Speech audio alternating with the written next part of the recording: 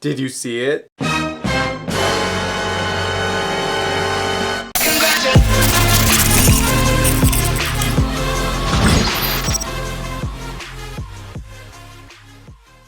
How's it going, everybody? Welcome to General Hospital Envy, my GH after show. Let's get into it. We'll start off with Nixon Falls. Last week, Mike witnessed Elijah paying off the barn robbers, and this week, he tells Nina about it, and soon after, Elijah shows up there, and Nina decides to play nice with him and agrees to go on a date with him. Obviously, Mike didn't approve. Really, Nina's plan is just to butter him up and get the truth out of him. The two of them come up with a plan to have Mike sneak into Elijah's office while Elijah and Nina are on their date to find any proof that Elijah is a crook. Surprisingly, Sonny is a much better mobster than a petty thief because it took him forever just to get into Elijah's office in the first place. Seriously, it took him like half the episode to pick the lock. When Sonny finally gets in there, the alarm goes off, so he scatters some papers, he steals some petty cash from the petty cash box, and he goes into Elijah's laptop and tries to upload all his information to a USB, but it only gets to 70% when the police shows up. So I don't know if he got all the information. Eventually, Nina and Elijah show up at the office and look at the damage, and Elijah has to go with the police to make a statement.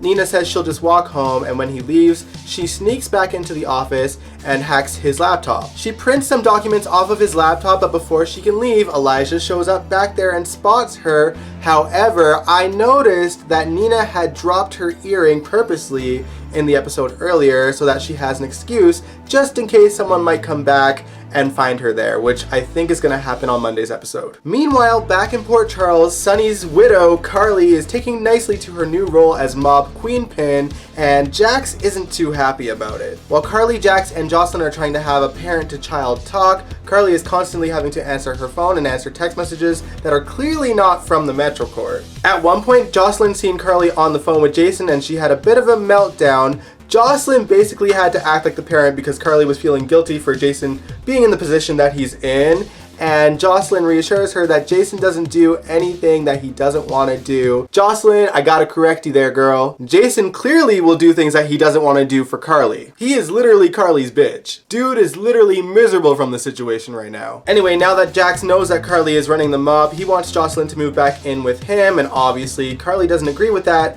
but they do agree that they'll let Jocelyn decide. Not that it matters because she's gonna be going to PCU in a bit, and she'll be living in a dorm soon anyway. Carly also had to lay down the law this week because Sam was trying to get information on Jason from her, which she didn't give her because, let's face it, Jason and Sam are broken up, so Carly says that she doesn't have the right to that information anymore. I gotta be honest with y'all, you guys know if you've been watching my show for years that I am a J-Sam fan. However, at this point, I am really frustrated with Sam. I was really excited to see them get back together a few years ago, and I was really annoyed when I watched them break up together. However, she had valid reasons for doing it, so I actually accepted it. I was actually really excited to see what Sam would do next because personally, I was a big fan of the Sam era back in 2007 and 2008, where she was broken up with Jason and she was a bit of a hot mess, but then she found a new man in Lucky, and she started her own PI business with Spinelli, and she really seemed to find her footing and independence even while with Lucky, so I thought there was so much growth for Sam in that era.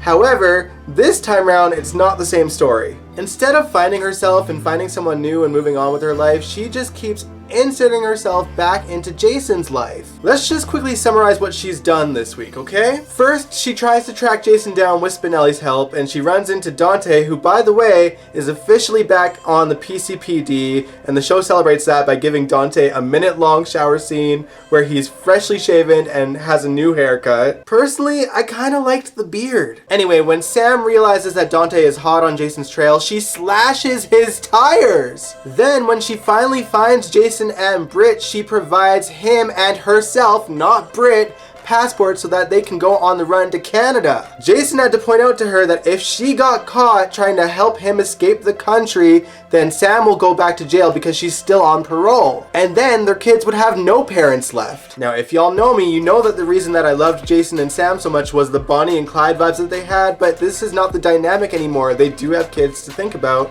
so it's just not the same. I can't believe that Sam was gonna risk her kids having no parents just to go on the run with this man that she's not even with anymore. Dear writers, please pick a lane for Sam to stay on and then keep her there because I'm tired of getting whiplash. In the end, Sam gives the passports to Jason and Britt and leaves to go home. I really do not like that the writers don't seem to be as invested in having Sam find herself this time around. Like, yeah, she's in scenes with Dante and she's helping out Maxie a bit, but clearly Maxie isn't a priority for Sam. And speaking of priorities, let's switch gears and talk about Britt. I have thoroughly enjoyed watching Jason and Britt's scenes together. I mean, I love their banter. They are so fun to watch. I don't even care if it turns romantic or not. I just love watching them in scenes together because Britt really doesn't take any of his shit. She points out how stubborn he is. She points out that he's basically Carly's lapdog and just tells it like it is. And also, I really appreciated that Britt really opened up to Jason about her Huntington's disease and showed how scared and vulnerable she is. But here is my problem. She done left Maxie out to dry from her psychotic brother after agreeing to help Maxie no matter what it took,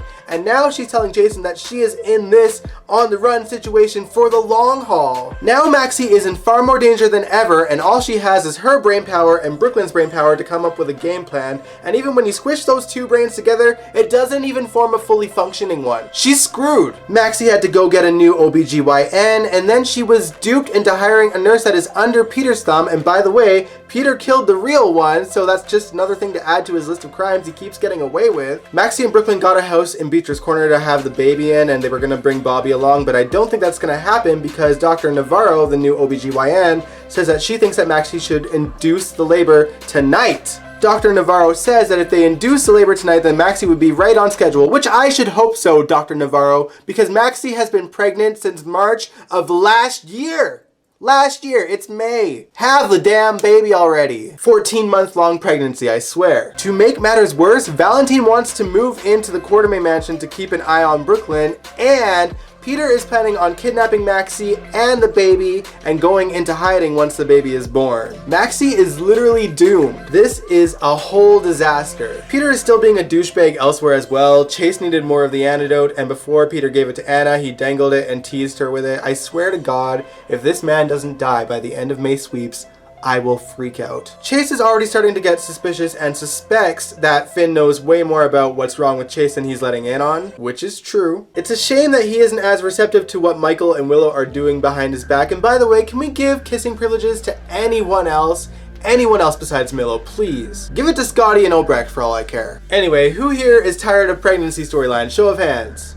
Know who isn't? The writers. Apparently I was right and Sasha is pregnant. Oh my God. Clearly the baby daddy is Brando, but I swear it's only been like a week in Port Charles time, if not just a couple of days since they actually slept together. Whatever. Sasha tells Lucy that she's pregnant, and Lucy of course tries to guess who the father is. Classic Lucy. On top of that, when Sasha was in the washroom at the Metro Court, she was talking to her doctor about morning sickness pills, and Gladys overheard her, and both Gladys and Lucy jumped to the conclusion that Cyrus is the father. Generally speaking, everyone should know about Sasha's overdose, and especially Lucy because she's the one that got her to go on TV and tell her story, and I'm pretty sure that Lucy can put two and two together that Sasha got the drugs from Cyrus, so it doesn't make sense that she would jump to the conclusion that he's the father after so much time has passed. And then of course, leave it to Gladys. She goes up to Cyrus and says, "Congratulations, I heard you're gonna be a daddy." So then Cyrus is gonna know that Sasha is pregnant. Great. Be careful, Sasha. You in danger, girl. Okay, I know we've already talked about Carly, but let's get back on her for just a second because she called Diane so that she could change her will should anything happen to her, and Diane obviously realizes that Carly has new responsibilities and begs her not to take those responsibilities. Clearly, absolutely no one is happy that Carly is taking on these new roles except for one person in particular, Ava Jerome. Who would have thought? Ava reminds her that they both have an enemy in Cyrus and that if she ever needs her help, she is here. I don't think Carly's gonna take her up on it though. Meanwhile, Ava's husband, Nikolas Cassadine, is taking up a new venture. He plans on buying Pentonville so that he can get out of Cyrus's thumb and still protect Alexis. Alexis points out to Nikolas that generally speaking, private prisons tend to treat the prisoners really poorly, and Nikolas reassures her that he won't do that to any of the prisoners. However, I think he might actually do that to one prisoner in particular, and that prisoner is Shawn Blakemore? No, that's the actor's name. Shawn Butler. Apparently these writers are still pushing the story that Shawn is in jail for a crime that he didn't commit, which makes absolutely no sense. The commissioner knows that he didn't shoot Hayden, so they would have let him out at that point. This was years ago. I assumed this whole time that Shawn was in jail because he tried to murder someone. It literally makes no sense for him to be in there for a crime that he didn't commit when the police commissioner knows he didn't commit that crime. So anyway, as the story goes, Alexis is trying to convince Shawn to go up to the parole board and say that he has remorse, and Shawn says that he can't show remorse for a crime that he didn't commit. Alexis basically tells him to put on a show and that when he does get out of jail, find the real person that shot Hayden because Shawn doesn't know who did it yet. Of course, Nikolas is the one that shot Hayden, so Nikolas is probably going to do his best to make sure that doesn't come to light. So I'm assuming we're going to see some mistreatment of Shawn. And speaking of mistreatment, I had an I'll be damned moment this week because this week we saw Portia and Jordan have a conversation about racial injustice in the police department, and even Trina and Cameron had a discussion on racial injustice as well. And to no one's surprise at all, we had people on social media slamming GH for it. My personal favorite comments that I kept on seeing was, "I don't want to see this on my soap. I watch soaps to escape the reality. I don't want real life stories like this on my soap." And I'm like, really? Then why weren't you speaking up when the show was doing a story about alcoholism earlier this year, or Alzheimer's the last couple of years, or cancer when Oscar had it, or cults when Christina was in a cult, or spina bifida when Carly was pregnant with Donna? Super weird that this is the story that set you off though. You can be mad about it, but I'm just saying, be truthful as to why you're mad about it, because the lies are really obvious. Live your truth. That's all these characters were doing this week. Anyway, for those of you that are still here and didn't unsubscribe to my channel already, can we talk about how Curtis went to Jordan's office this week because he heard that she had a bad week and then gave her the divorce papers? I was like, dude, what? I heard you had a bad week at work, Jordan. I'm sorry for that. By the way, here's your divorce papers. Like, oh my god, so bad. Anyway, that about wraps it up this week. Thank you so much for watching. I really appreciate those of you that are subscribed. I love the little community that we've built on here together. I really enjoy our conversations on live chats. Stay tuned this Wednesday because we are going to watch more classic Quartermain scenes for GH Envy Reacts. It is Quartermain month after all.